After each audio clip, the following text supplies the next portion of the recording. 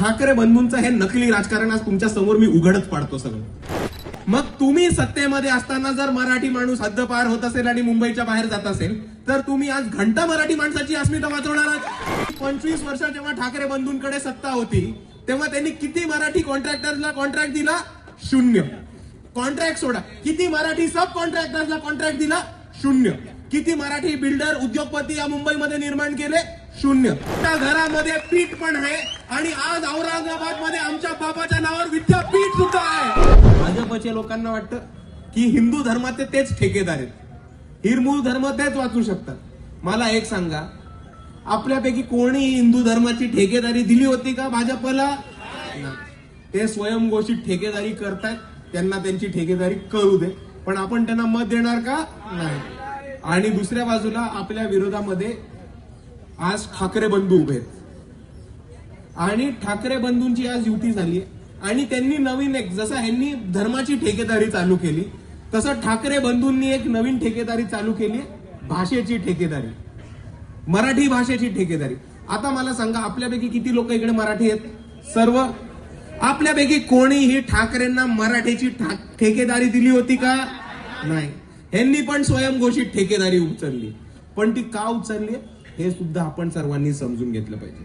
आज वस्तुस्थिती ही आहे की उद्धव बाळासाहेब ठाकरेंचा जो पक्ष आहे उबाटा सेना, तो पक्ष संपत चाललाय आणि त्यांना हे माहिती होतं की जर ते ह्या बीएमसीच्या निवडणुकीमध्ये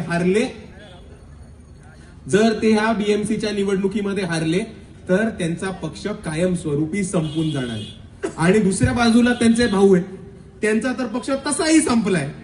म्हणून यांना स्वतःचं राजकारण उभं करण्यासाठी एक मराठी माणसाची अस्मिता ही चालू करून परत मराठी भाषेची ठेकेदारी या लोकांनी इकडे चालू केली। पण मी आपल्या सर्वांना सांगतो की हा या ठाकरे बंधूंचा खूप मोठा जुमला आहे आणि ह्या जुमल्यामध्ये आपण सर्वांनी फसू नका, हे मी आपल्या सर्वांना कळकळीची विनंती करतो। कारण मुद्द्यावरती येऊन बोलतो। गेली 25 वर्षामध्ये आपल्या सर्वांना माहिती असेल की मुंबईमध्ये खूप महागाई वाढली, म्हणून मराठी माणूस हा मुंबईच्या हद्दपार झाला। मीरा भाईंदर झालं, नालासोपारा, वसई विरार झालं, ठाणे झालं, उल्हासनगर झालं, कल्याण डोंबिवली झालं, नवी मुंबई पनवेल झालं। मराठी माणूस मुंबईच्या बाहेर शिफ्ट होऊन या ठिकाणी गेला, कारण मराठी माणसासाठी इकडे राहण्यासाठी सोय नव्हती आणि मुंबई मराठी माणसासाठी खूप महागडी केली होती आणि म्हणून मराठी माणूस हा मुंबईच्या हद्दपार झाला होता। बरोबर? आता मला सांगा, गेले 25 वर्ष बीएमसी मध्ये सत्ता कोणाची होती? शिवसेनेची। मग तुम्ही सत्तेमध्ये असताना जर मराठी माणूस हद्दपार होत असेल आणि मुंबईच्या बाहेर जात असेल तर तुम्ही आज घंटा मराठी माणसाची अस्मिता वाचवणार आहात। आणि दुसऱ्या बाजूला मला विचारायचंय की 25 वर्ष जेव्हा ठाकरे बंधूंकडे सत्ता होती तेव्हा त्यांनी किती मराठी कॉन्ट्रॅक्टर्सला कॉन्ट्रॅक्ट दिला? 0। कॉन्ट्रॅक्ट सोडा, किती मराठी सब कॉन्ट्रॅक्टर्सला कॉन्ट्रॅक्ट दिला? 0। किती मराठी बिल्डर उद्योगपती या मुंबईमध्ये निर्माण केले? 0। किती मराठी माणसासाठी मराठी शाळा या मुंबई महानगरपालिकेसाठी चालू केल्या? 0। तेव्हा तुमची मराठी अस्मिता नव्हती दुखवत, तेव्हा तुम्ही मराठी माणसाची बाजू नव्हता घेत। आज तुमचा पक्ष संपत आलाय म्हणून मराठी माणसाची अस्मिता जागृत केली आहे आणि हाच मराठी माणूस तुम्हाला जुमला ओळखून मुंबईच्या बाहेर हद्द पार केल्याशिवाय राहणार नाही, हे आपण सर्वांनी समजून घेतलं पाहिजे। आणि दुसऱ्या बाजूला अजून एक गोष्ट समजून घ्या मित्रांनो, एक महत्वाची गोष्ट समजून घ्या की ठाकरे बंधूंचं हे नकली राजकारण आज तुमच्या समोर मी उघडच पाडतो सगळं। हे दोन्ही बंधू, राज ठाकरे, उद्धव ठाकरे, त्यांची 2 पोरं कुठल्या शाळेत गेली? English medium. मराठी मीडियम मध्ये गेली का? नाही। तेवढं तर नाहीच, त्या शाळेचं नाव काय? बॉम्बे स्कॉटिश। मुंबई स्कॉटिश शाळेचं नाव नाही, शाळेचं नाव काय? बॉम्बे स्कॉटिश। अरे स्वतःच्या शाळेचं नाव बदलता नाही आलं तुम्हाला, मराठी माणसाची अस्मिता काय वाचवायला निघालात? आणि दुसऱ्या बाजूला आपल्याला आठवत असेल की आदित्य ठाकरे पहिल्यांदा 2019 मध्ये निवडणुकीसाठी उभे होते की नव्हते? कुठनं उभे होते? वरळीमध्ये। वरळीमध्ये, अख्ख्या वरळीमध्ये बॅनर लागले होते। काय बॅनर लागले होते? काय बॅनर लागले होते? तिकडनं बोललं कोणतरी, काय बॅनर? केम छो वरळी। आता माझी मराठी कच्ची असेल, मला मराठी नीट नाही, मी मराठीचा ठेकेदार नाही, पण केम छो हा मराठी शब्द तर नाहीये. कुठला शब्द आहे? गुजराती.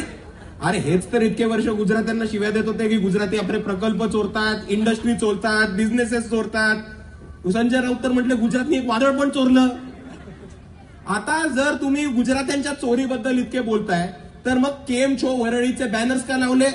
कारण तेव्हा तुम्हाला गुजराती लोकांची मतं हवी होती. त्याच्याच नंतर प्रशांत किशोर नावाचे एक बिहारचे व्यक्ती आहेत जे आदित्य ठाकरेंचे पॉलिटिकल ऍडवायझर होते. त्यांनी आदित्य ठाकरेंना सांगितलं की इकडे तमिळ भाषिक लोक खूप आहेत, तुम्ही लुंगी घालून स्टेजवरती जा. आपण सगळ्यांनी तो फोटो बघितला. आदित्य भाऊ लुंगी घालून स्टेजवरती आले कारण तमिळ भाषिक मतं मिळवायची होती. आता ह्यांच्याच आजोबांचा नारा होता की लुंगी भगाव पुंगी बजाव, आणि ह्यांचाच नातू लुंगी घालून स्टेजवरती येतो. तर किसकी पुंगी बजानी और किसको भगाने का? ज्या माणसाने सांगितलं लुंगी बगाव पुंगी बजाव, त्याचाच नातू स्टेजवरती लुंगी घालून येतो. का? कारण त्याला तमिळ माणसाची मतं हवी. त्याचाच नातू केम छो वरळीचे बॅनर लावतो. का?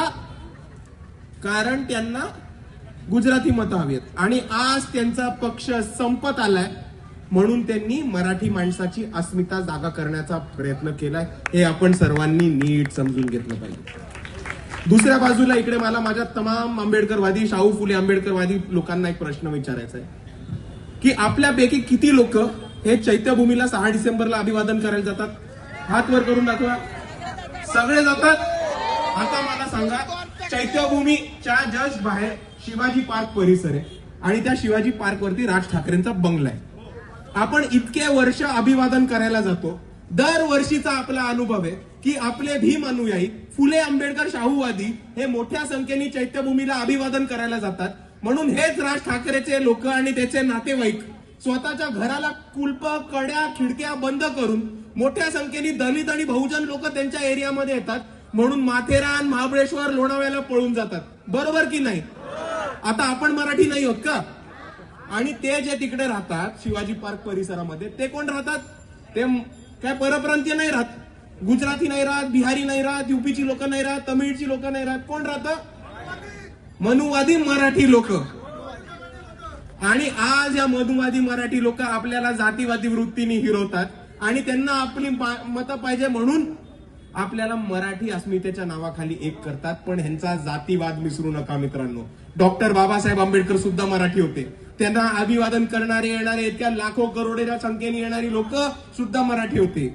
आणि इतक्या मोठ्या संख्येने भीम अनुयायी येतात म्हणून तिकडनं पळून जाणारी जातीवादी लोक सुद्धा मराठी होती. हे आपण विसरू नका. आणि हेच बोलत असताना मित्रांनो, मला आपल्या सर्वांना काही गोष्टी आठवण करून द्यायची आहेत. आपल्या सर्वांना खैरलालजी प्रकरण आठवतंय? खैरलालजी मध्ये ज्या बोतमांगे कुटुंबावरती हल्ला झाला होता, अन्याय अत्याचार झाला होता, मॉब लिंचिंग झालं होतं, ते बोतमांगे कुटुंब मराठी होतं. त्यांच्यावरती हल्ला करणारे लोक सुद्धा मराठी होते. भीमा कोरेगाव मध्ये ज्या आपल्या आंबेडकरवाद्यांनी मार खाल्ला आणि त्यांच्यावरती हल्ला झाला ते मराठी होते. त्यांच्यावरती हल्ला करणारे संभाजी भिडेची लोक सुद्धा मराठी होती. आताच नांदेडमध्ये एक केस झाली, सक्षम ताटे, आंतरजातीय विवाहातनं त्याचा मॉब लिंचिंग करण्यात आली. सक्षम ताटे मराठी होता आणि त्याला मारणारी लोक सुद्धा मराठी होते.